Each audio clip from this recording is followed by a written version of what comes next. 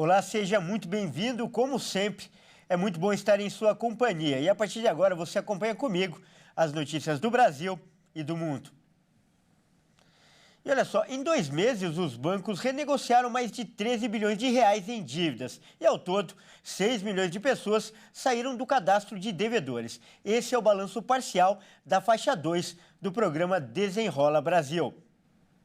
O programa de renegociação de dívidas com descontos de até 96% já somou 13 bilhões e 200 milhões de reais em quantidade de recursos financeiros negociados nos 2 primeiros meses desde o lançamento pelo governo federal. Segundo a Febraban, a quantia é referente à faixa 2, em que os débitos bancários são negociados diretamente com a instituição financeira em condições especiais. Nas primeiras 4 semanas, foram renegociados mais de 8 bilhões de reais e no segundo mês ficou em cerca de 5 bilhões de reais, valor 37% menor do que o registrado nas primeiras 4 semanas.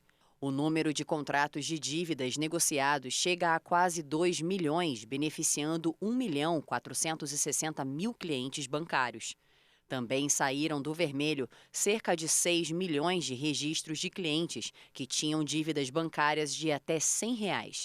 A faixa 1 do programa, que começa no fim desse mês, deve ser destinada a clientes com renda mensal de até 2 salários mínimos ou inscritos no CadÚnico, que tenham dívidas de até R$ 5.000 com bancos, varejistas e serviços públicos de fornecimento de luz e água.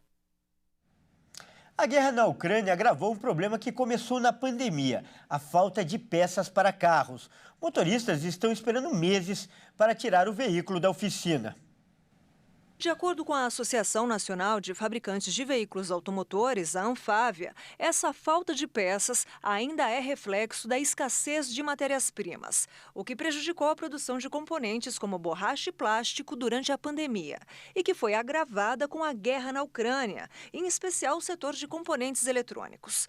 Por conta da escassez de peças, a Anfávia diz que só nos últimos 2 anos, mais de 500 mil carros deixaram de ser produzidos no Brasil. Segundo o Sindicato da Indústria de Reparação e Acessórios, as peças têm virado raridade, já que muitas são produzidas exclusivamente pelas fabricantes e as montadoras fecharam os turnos, prejudicando vários setores. A falta de peças atinge hoje entre 10% e 15% dos carros que vão parar nas oficinas mecânicas. A preocupação se dá em cadeia e é necessário olhar para outra ponta, para o preço do seguro, que acaba encarecendo, já que incorpora no cálculo o valor da demora da entrega com prazo de carro reserva.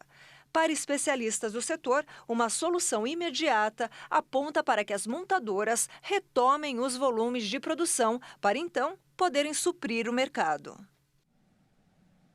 E olha só, o IBGE está fazendo um alerta sobre o novo golpe. Os criminosos vão na casa das pessoas e se identificam como funcionários do Instituto. Eles alegam que precisam coletar dados para o censo e aproveitam a oportunidade para roubar os dados da pessoa. As primeiras denúncias foram registradas na cidade do Rio de Janeiro. O repórter Anderson Nascimento traz mais informações. E mais um golpe está fazendo vítimas no Rio de Janeiro. Criminosos estão se passando por recenseadores do IBGE e indo até as casas uniformizados, dizendo que o censo está incompleto e precisam de dados. Mas, na verdade, é só mais um golpe para tentar recolher mais dados pessoais. Lembrando que a coleta do censo demográfico terminou no dia 28 de maio, mas entrevistadores do órgão continuam em outras pesquisas, como, por exemplo, a Pesquisa Nacional por Amostra de Domicílios, que acompanha a evolução socioeconômica do país. Para se prevenir desse golpe, é importante checar se o entrevistador está portando o dispositivo móvel de coleta, o DMC, já que nenhuma entrevista é feita no papel, e verificar a identidade do suposto profissional através dos canais de atendimento. O IBGE ainda afirma que não recebeu formalmente nenhuma notificação sobre os possíveis golpes que estão acontecendo no estado. Mas, em caso de qualquer dúvida, é importante entrar em contato com a instituição através do telefone 0800 721 8181. A gente fala de saúde agora e, aliás, com uma notícia preocupante. O Brasil já registrou mais de 8 mil casos confirmados e 886 mortes por meningite em 2023. Os dados foram registrados pelo Ministério da Saúde. A meningite viral foi a que causou o maior número de casos, 3.678 confirmados, e o maior volume de óbitos, 250. O estado do Alagoas tem registrado um aumento em comparação com os outros anos. De acordo com o Ministério da Saúde, mais de 63% dos casos aconteceram em menores de 5 anos de idade. O surto da doença foi reconhecido em Maceió.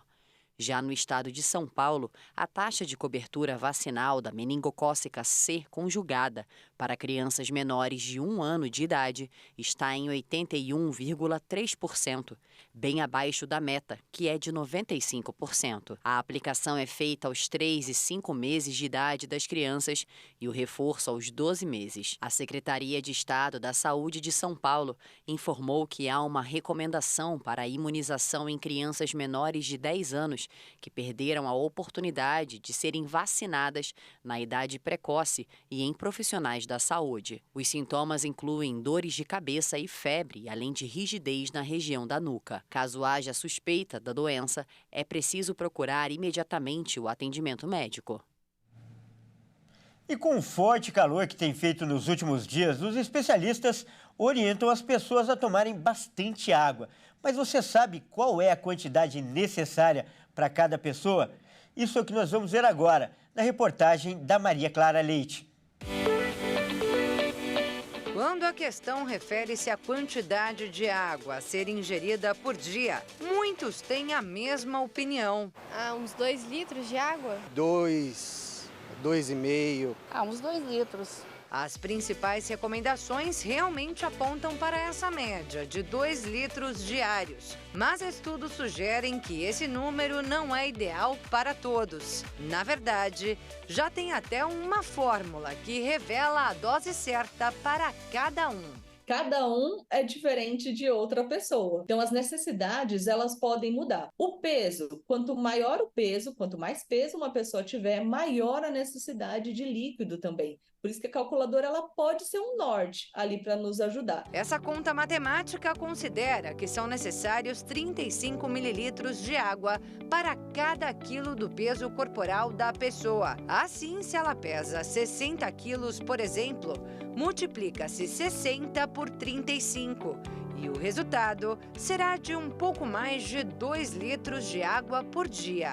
Mas a especialista diz que outros líquidos também podem ser incluídos nessa conta. As bebidas líquidas vão nos ajudar muito. Quando a gente fala em água de coco, eu já consigo ali ter mais minerais para o dia a dia. O suco, ele é um bom veículo também, uma boa forma de hidratar. Só que tem que ter cuidado, principalmente quem tem pré-diabetes e diabetes. E de volta à quantidade, a médica lembra que esse número ainda depende de outros fatores, como o suor. Quando a gente faz qualquer atividade física e aquelas pessoas que transpiram mais, eu preciso repor de 300 a 500 ml por hora de líquido. Então, se você transpira mais, você também tem que se hidratar, para eu conseguir manter um equilíbrio. E quando o calor aumenta, também cresce a necessidade de tomar água. Os termômetros marcam 29 graus na capital paulista e registram temperaturas ainda mais elevadas em várias cidades brasileiras neste exato momento. Com esse calorão, somente o consumo adequado de água para evitar a desidratação. Um problema que pode causar secura nos olhos e na boca, cansaço, tontura e até desmaios. A água, ela é o fluido mais importante dentro do nosso corpo. E se eu não consigo repor esse líquido, o meu organismo ele vai pensar o quê? Poxa, se está puxando essa água, eu não vou conseguir manter os níveis de sódio, de potássio, de cálcio, que são minerais que a gente tem também no organismo. Por isso, quem se hidrata regularmente desintoxica o organismo como um todo, regula a temperatura do corpo, tem pele hidratada, lubrifica as articulações e melhora o funcionamento do intestino e dos rins. Quer motivo melhor para começar a se hidratar corretamente? Para quem não tem o hábito, segue a recomendação. Sempre mantenha por perto uma garrafa d'água com a quantidade necessária ao seu organismo ou várias garrafas que somem a sua dose certa. Assim fica mais fácil saber exatamente quanto já tomou e quanto ainda precisa tomar. E utilize alarmes ou aplicativos de celular para lembrar de tomar sempre, de gole em gole, o dia inteiro. Nós precisamos de líquido para manter o nosso equilíbrio. Então, água é o melhor remédio. E após 3 anos de trabalhos pela recuperação do Rio Pinheiros, os resultados começam a aparecer. O governo do estado de São Paulo comemora as primeiras mudanças. O Rio Pinheiros, que corta o coração de São Paulo, a maior cidade do Brasil, era até recentemente impróprio para a vida animal. Hoje, após 3 anos de trabalho para reduzir a poluição das águas, o cenário melhorou, mas a situação em que se encontra ainda gera controvérsia entre poder público e ONGs ambientais. Para o governo do estado, que investiu cerca de 1,6 bilhão de reais, as metas foram atingidas, mas as organizações afirmam que os níveis de poluição no rio e seus afluentes ainda estão muito altos. O rio, antes das obras, eles tinham um indicador de oxigênio superior aos 30, superior a 60 miligramas de oxigênio, o que não era um bom indicador. E após todas as obras e a revitalização que foi feita, a gente alcançou as metas da legislação que preserva, que tem um olhar de preservação, né, o olhar ambiental sobre o tema, que é inferior a 30 miligramas, e nós atingimos essa meta. Apesar dessa melhoria que a gente já percebe e a gente celebra essa melhoria, a gente ainda tem muito trabalho para ser feito. Tem muita poluição chegando no rio e não é só proveniente de esgoto. Muita dessa poluição é a poluição difusa.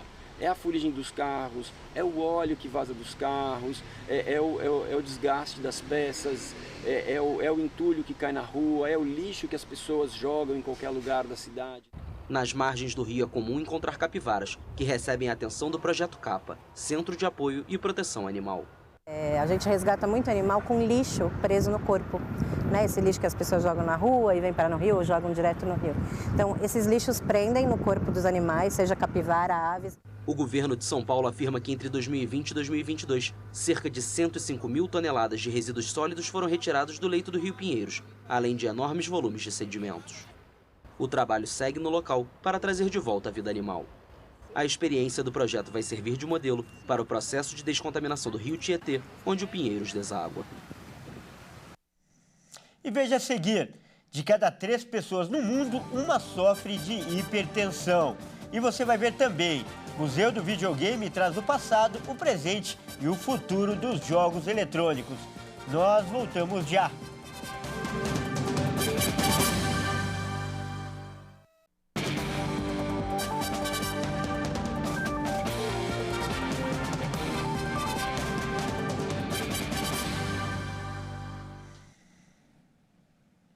Olá, mais uma vez, seja muito bem-vindo.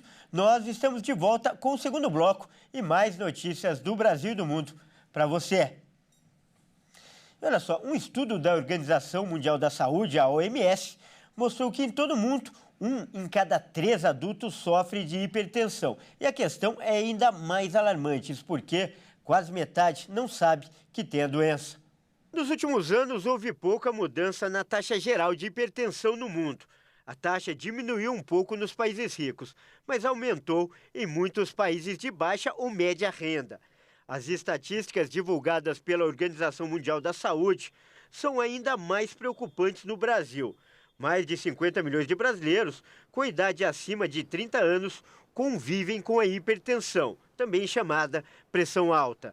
A hipertensão é uma doença silenciosa, que se não for adequadamente diagnosticada por médicos cardiologistas e bem tratada, pode levar a vários outros problemas de saúde a longo prazo, entre os quais um acidente vascular cerebral, infarto e até morte.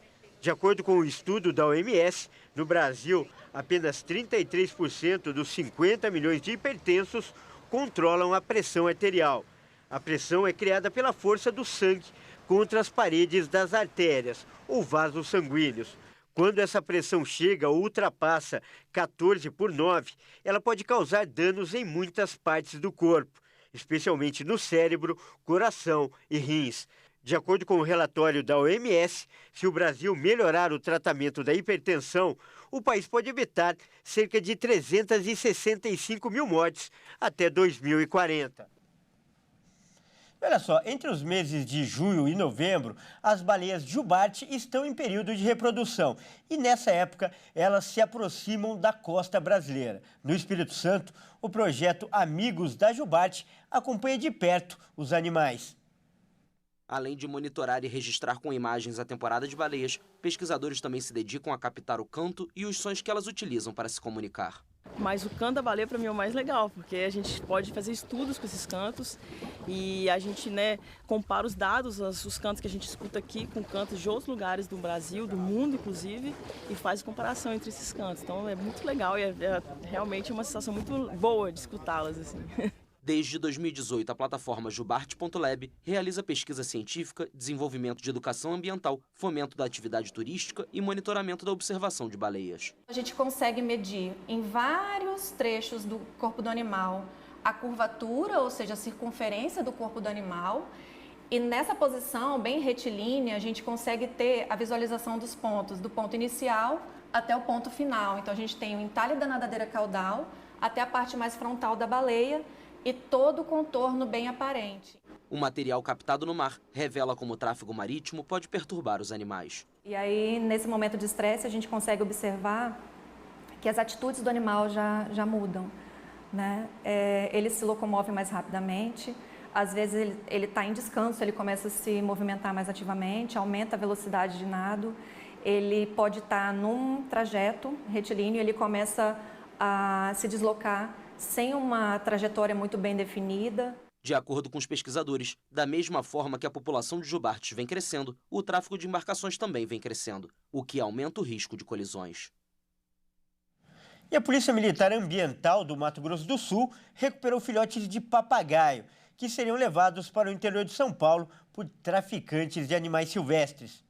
Foram 79 filhotes de papagaio verdadeiro que foram apreendidos na ação da PMA. O trabalho faz parte de uma operação desencadeada desde o mês passado. Esse período de final do ano é o período reprodutivo delas, é o período onde a gente sabe que o tráfico acontece, porque esses criminosos eles retiram os filhotes do ninho, como foi o caso, né? Eram pequenos animais bem pequenos mesmo, e fazem esse transporte. As aves estavam em um compartimento que simulava o banco traseiro do veículo. A caixa tinha apenas 12 centímetros de altura, 1,25 m de comprimento e 46 centímetros de largura. Os animais foram trazidos para o CRAS, aqui de Campo Grande, onde vão passar por reabilitação para tentar, então, uma reinserção na natureza. A recuperação é complexa, pois os papagaios são filhotes muito novos, sequer aprenderam a se alimentar. O casal que estava com eles disse que pegou de um traficante em Angélica por R$10 mil e entregaria por 13 mil em Presidente Venceslau, São Paulo. Para quem adquire, para quem vende, para quem tem em cativeiro, é o mesmo crime, né, que se enquadra no mesmo artigo. A detenção de 6 meses a 1 ano e também a multa, que é de 500 a 5 mil por animal. E um evento em Guarulhos, na Grande São Paulo, celebra o passado, o presente e o futuro dos jogos eletrônicos. É o Museu do Videogame. Vamos conferir. Eu convido você para fazer uma viagem pela história da tecnologia e do entretenimento. Vamos entrar em uma máquina do tempo, que é o Museu do Videogame, aqui em Guarulhos, na Grande São Paulo. O evento é gratuito e conta com jogos interativos, exposições de consoles antigos, palco de dança, simuladores de corrida, entre outras atrações, distribuídas em um espaço de 700 metros quadrados.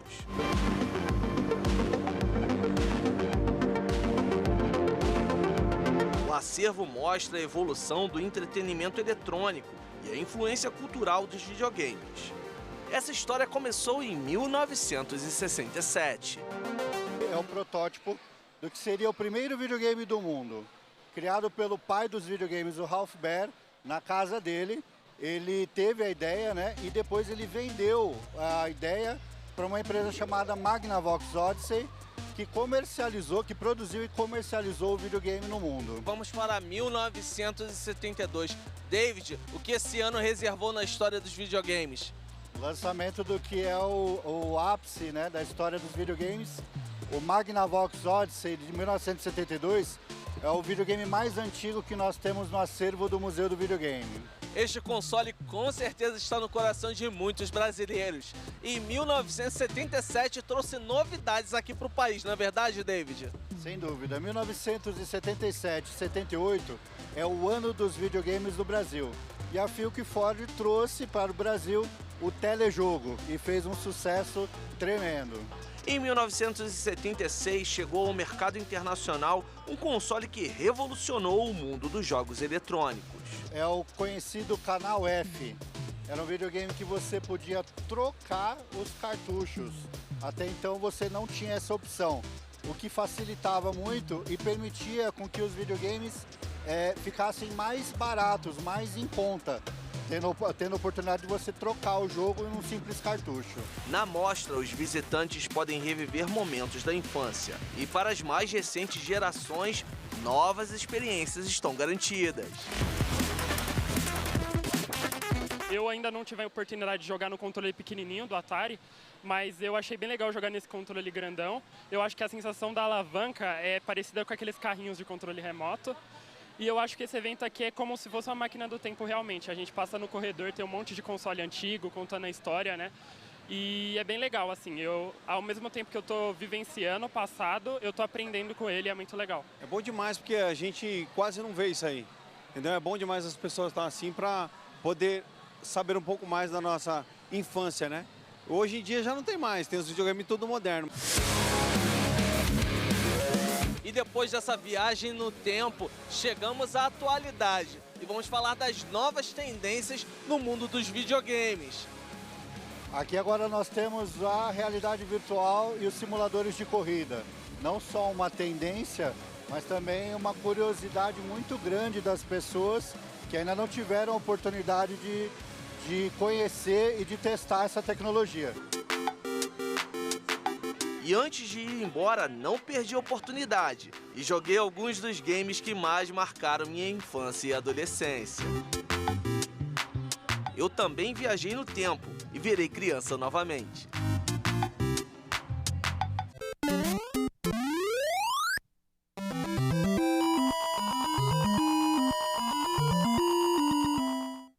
Bom, é isso aí. Essa edição fica por aqui. Eu agradeço demais pela sua companhia e convido a continuar ligado em nossa programação. Até mais!